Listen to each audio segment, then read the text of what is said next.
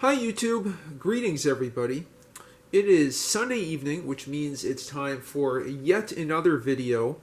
This time showing you how you can turn your Palm OS device, like this Palm Z22 that I featured in many videos over the past week, into an incredibly powerful programmable HP calculator thanks to the creation of Thomas Ocken Free42.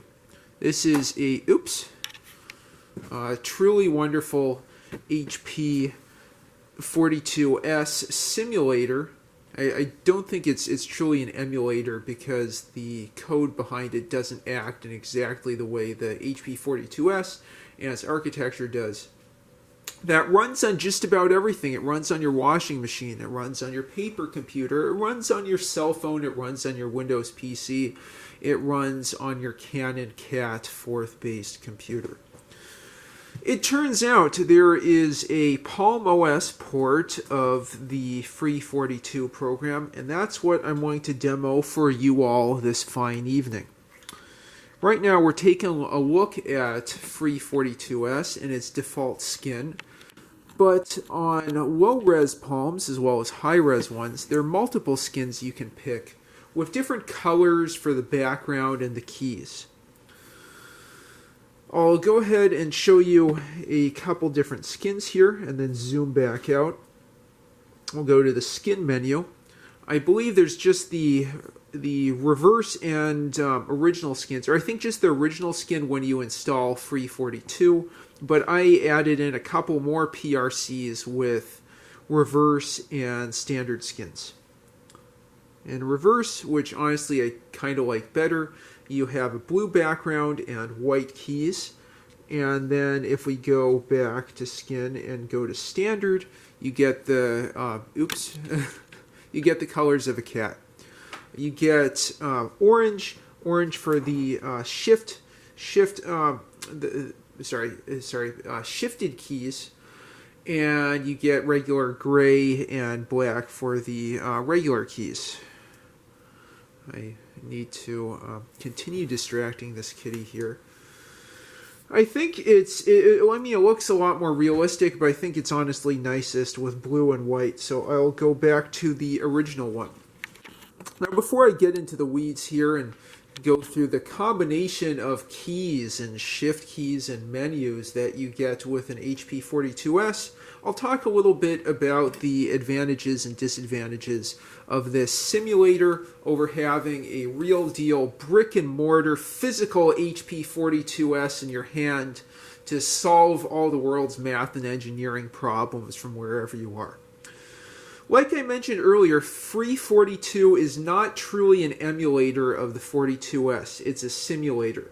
It has the same keys and the same functions, plus some additional functions that Thomas Ocken added, but it's not built around exact emulated architecture with a HP 42S ROM. And for that reason, I believe, depending on how the simulator is implemented, it won't give you exactly the same answers.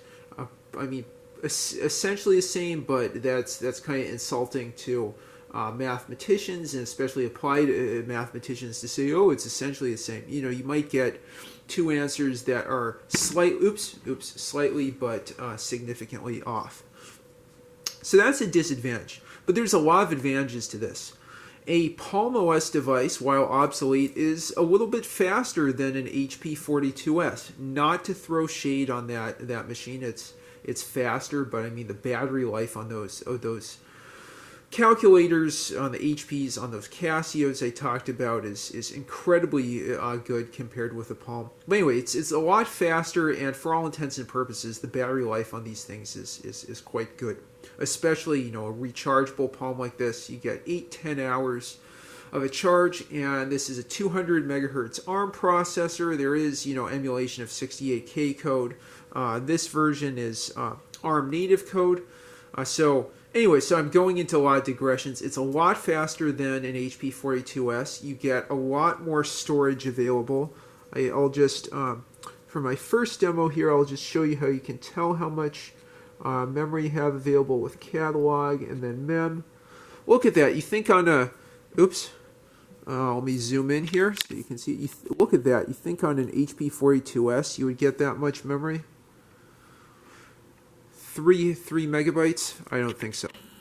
So what that means is you can keystroke yourself to your heart's content in a way that you definitely couldn't on an HP 42S. In addition to that, I don't believe the HP 42S had input-output, unlike the HP 41 series. And here you can have, oops, oh wow. My cat's so happy that I'm sharing this with all of you that she's marking me. You can have printouts. You can import and export programs from main storage, and you wouldn't get that. Yeah, so this is a simulated printer. I'll go back to the calculator. Yeah, so you can have simulate printouts. You can import and export programs. I believe you can, let's see, copy files here. Yeah, copy files from additional volumes. You know, there's full file system access in a much more comprehensive way than you get on the real machine. Let's see if there's anything else I want to show you here. Yeah, so I think that's about everything. I'm not going to go into these others since I worry that those would damage something while I'm doing this demo. And the last thing I just want to show you before I get into more of a true calculator demo is that it was developed by Thomas Aachen. This is release 1.4.71. I think Free42 2.2 has some additional functions added to it, like a lsto local variable storage function and so on that helps with recursion. But it's still a pretty new version of Free42. You can see this release was from 2012. And there's ports for all different platforms you can imagine, source code that you can compile on whatever machine available at thomasaachen.com/free42. Okay, so with that, let's just use this as a little RPN 4-function calculator. Let's pull a John Malkovich in SNL and get really excited about adding numbers. We'll do 5, enter, and then 6. 5, then 6, and then you use our operator here, and you see 30 in the stack. Let me zoom in a little bit for you there. You can see, just like a regular HP 42, you can see 2 levels of the stack, Y and X. I believe there's also Z and T. There's a 4-level stack. That makes this very different from the TI algebraic operating system calculators, one of which I plan to review very soon, the TI-66, a truly, truly lovely, very light little Voyager form factor calculator.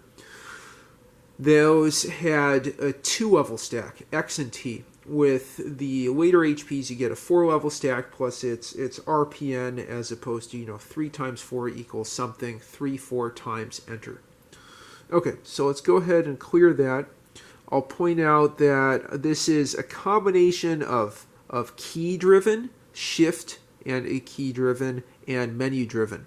It's a bit more complicated than, say, a Voyager form factor, a calculator, but it's much more comprehensive, much more versatile, a more rich instruction set with alphanumeric support and all sorts of things.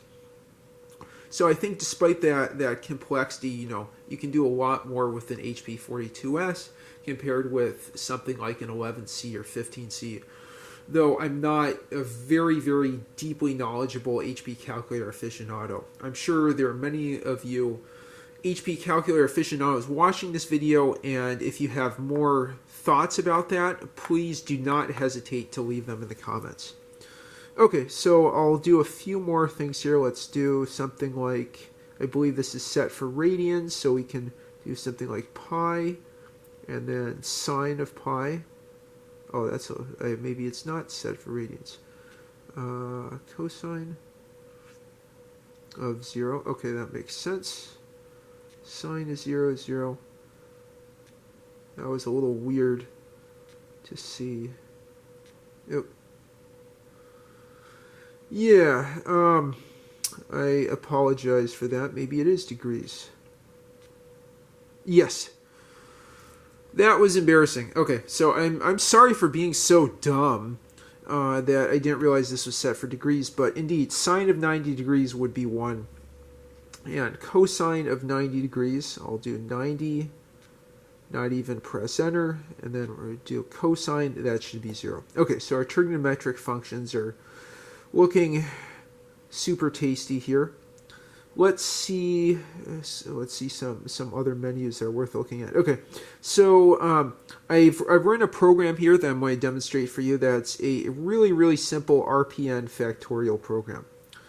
In order to get to the programming window, switching from run mode to programming mode, you do Shift R/S, run stop, and that's taking me to the end of the program I've ran here.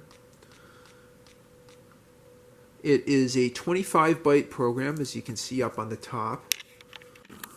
I think at this point I'll just zoom in enough that you can just see this window right. It's a 25-byte program, and I can use the D-pad on the palm that's out of view in order to proceed through that. I have a little subroutine called FAC for factorial. I'm first checking to see whether the X register is 0. If it is, I go to label 01, that's at the end, saying that 0 factorial is 1. If it's not, we store the X variable X register in 0, in register 00.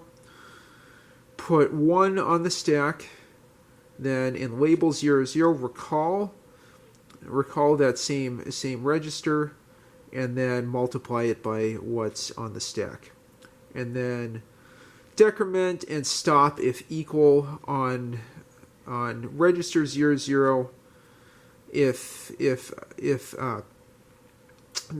the value is not equal to 0, we go back to label 00. How deliciously confusing I made this with label 00 and register 00. And if not, if we're all done, we go to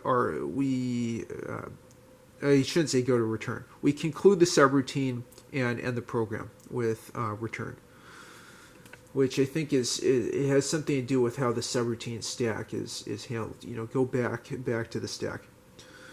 Then in label 01, as I mentioned, I just put 1 in the X register to indicate that 0 factorial is 1, RTN, and then you see dot and dot there. Okay, so, and then, going through, I can go back to the top. I think I can also use these up and down keys to proceed, and then back step and single step if I happen to be in a menu. Okay, so I'll go ahead and exit there, and let's just do a test. I'll have 5. And then I'm going to do shift, or not shift, exeq, which is execute, and we'll execute factorial there. And indeed, 5 factorial is 120. I'll go ahead and now show you the clear menu here, where I can clear a lot of different registers. I will clear the stack. And again, I believe there are different buttons on the HP42S for those menus. Here, of course, I'm just using the stylus to press the different components of that menu. Okay, so we have 0 here. Let's try doing, sorry, not shift. Execute factorial. And yes, 0 factorial is 1. Okay. So let me go through a few more menus here. There's one called program function, which is what you think it is, program functions. And we have label, RTN, input, view, execute, and I believe a view. I don't know all of these functions. Different tests we can do, prompts, pause, flow control, very simple flow control. I really want to have more videos on the future showing programmable calculator programming, just because I see so many parallels between this and assembly language, and I think even just seeing how you can define for next and do while loops using increment and stop if greater than, or decrement and stay if equal to, is really fascinating exercise of itself. It's like saying, let's think about how I'm thinking. Let's program the way the calculator would. So there's several things now as an aside just about calculator programming I really enjoy. I see the parallels with assembly language. I see how just in the keyboard, the user interface tells you all the functions and kind of pre-configures. It gives you all the functions. Pre-configures isn't the word I'm going for. Circumscribes the programs you write, so you don't have to remember functions, but also you're limited to those functions that are available, and that affects your thinking. So I think that's really exciting. There tends to be limited memory here, which forces you to use good programming techniques. And also, I think tracing the programs and debugging them is both entertaining and interesting compared with a more standard programming language. Anyway, I have another YouTube video I did a few years ago explaining that philosophy. Okay, so I'll just show you a few more menus and then wrap up here. There's an alpha menu. You can enter different alphanumeric characters there. Let's see here. We've got last X. There's modes. Yeah, again, degrees, radians, gradients, rectangular, or polar. I'll have to do something that involves polar coordinates. I don't know all of those. So some of these menus are for settings, some for functions, some for just information about the calculator. Like, say, if I go to catalog here, shift, catalog, we saw that shift key there. There's functions, program real and complex variables, matrices. It should say that there's, oh, that's interesting. Oh, yeah, so I pulled up the registers as a 25 by 1 matrix. Let's get rid of that. Yeah, so catalog, it doesn't just have functions and programs you've run. It also has variables and matrices. Indeed, it tells you, like I showed you before, how much memory is available. We can go to functions here, and then you get sort of alphabetically every single function you could have imaginable. There's a couple different stack rolling functions, and of course, there's roll down available right in the buttons here, but there isn't roll up. Anyway, so there's that. Let me see if there's another one I want to show you. I believe top function's kind of interesting. Yeah, natural log, square root, log, and so on. That's there.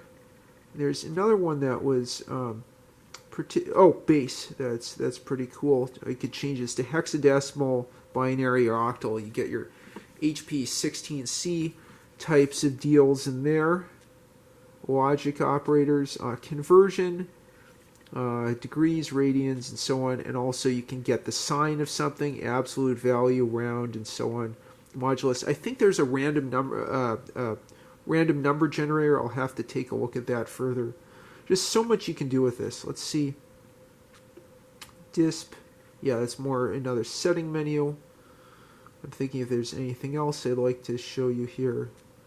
Statistics. That's fun. Yeah, so some settings, some functions, some even menus within menus. AI within AI. Okay, and with that, I appreciate your attention, and if you have more experience